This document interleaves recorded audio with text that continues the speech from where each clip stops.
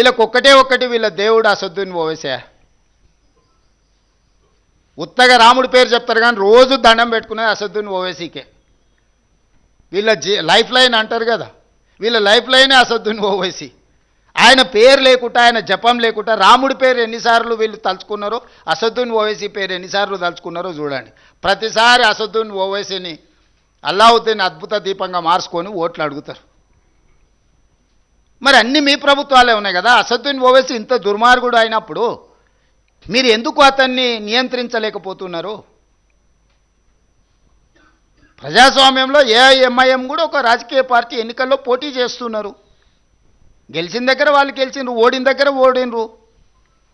వాళ్ళు గుజరాత్లో పోటీ చేసిరు, ఉత్తరప్రదేశ్లో పోటీ చేసిరు, బీహార్లో పోటీ చేసిరు, మన వెస్ట్ బెంగాల్లో కూడా పోటీ చేసి 5 సీట్లు గెలిచారు. వాళ్ళు కూడా ఒక రాజకీయ సంస్థ, ఒక రాజకీయ పార్టీ.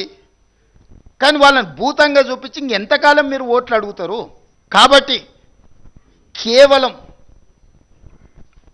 మత విద్వేషాలను రెచ్చగొట్టి కొన్ని రాజకీయ పార్టీల నాయకులను భూతంగా చూపించి రాజకీయ మనుగడ సాధించాలని ఆలోచన చేయడమే వాళ్ళ భావ దారిద్ర్యానికి పరాకాష్ట.